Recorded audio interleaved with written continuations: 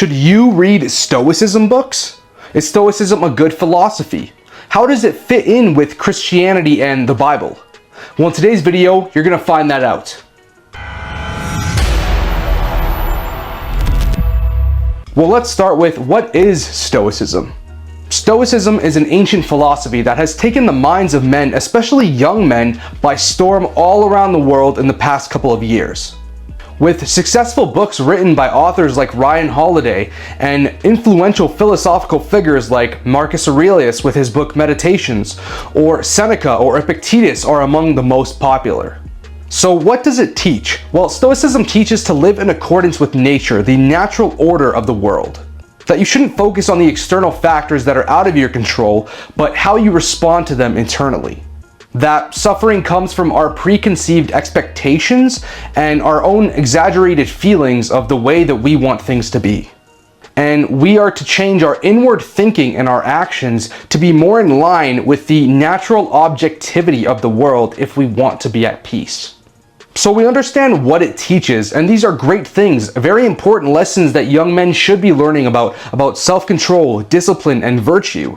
But what is the appeal of Stoicism, especially to so many men in today's age? Young men are looking for happiness, they're looking for peace, they're looking for a higher purpose than themselves, but they're fed up with the modernity of this world. They're tired of all the self-love, self-help BS that we're all fed. And the appeal of a philosophy like Stoicism is that you get all the morality and the virtue of a religion or a belief system, but because you're looking inward, you are not subdued by a god. And Stoicism isn't about shunning your emotions or bottling them all up, but understanding them and controlling them and responding to external factors accordingly. It promotes temperance, self-discipline, and virtue, as I had mentioned before. And in today's modern, weak, effeminate, self-help, self-love infested society, it's pretty appealing to young men who are looking for a strong belief system with good values. But are there any similarities to Christianity then? Yes, actually there's a lot of parallels between the two. One of the biggest parallels being denying ourselves and detachment from our emotions and our comforts. As that the life of a Christian and the life of a Stoic are similar in the fact that we are to embrace the suffering that life brings us, and we are called to endure whatever circumstances come to us with virtue. Look no further than comparing these two lines. Seneca is quoted saying, "The happy man is satisfied with his present situation no matter what that is." And Paul in Philippians 4:11 says, "Not that I'm speaking of being in need, for I have learned in whatever situation to be content." And he wrote that while being in prison. You can also look at the idea of meditation on one's mortality, one's death, memento mori, the very famous Stoic saying. And it is also wise Christian practice for us to meditate on our own deaths, as it says in Psalm 90:12. So teach us to number our days, that we may get a heart of wisdom. So we can see that the core principles of both Stoicism and Christianity have a lot of intersections. So much so that I've actually heard a lot of guys say that Stoicism was a kind of gateway ideology for them to start looking into Christianity. But then that begs the question, what are the differences to Christianity then? One of the biggest differences of Stoicism to Christianity is the inward turn and the inward look for discernment, strength, and wisdom. You are not answering to any higher authority or deity above yourself. Where, of course, as Christians, we derive our strength and discernment from God, and to live our lives in accordance with His will. I would say that the Stoic relies on their own ideals of morality and judgment in order to carry out the greater good.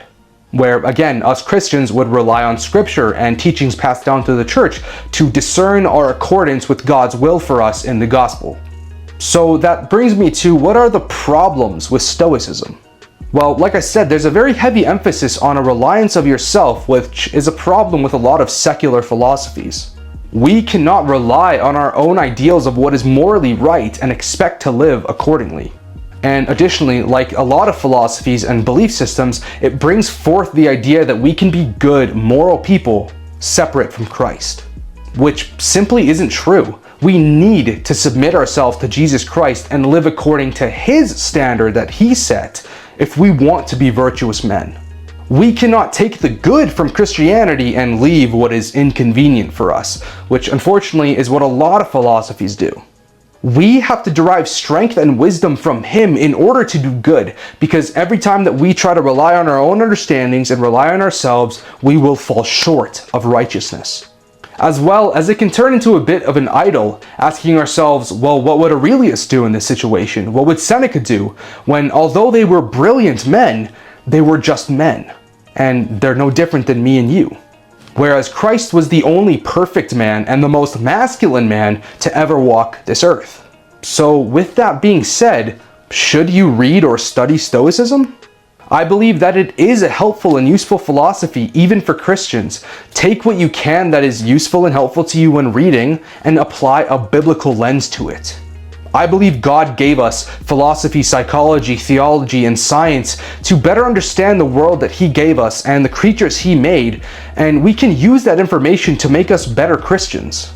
Just remember that the prime source of information and doctrine should always be from the Bible. As I always say, it's the best philosophy book that's ever been written. I mean, you can just take a look at Ecclesiastes or Proverbs. Ultimately, we can and should find value in other ideologies, but Christ is the end-all be-all of who we are and who we should strive to be as men. There is no replacement for submission to Christ, guys, and He is the ultimate and one true path to peace and virtue. God bless you guys, and I'll see you guys in the next video.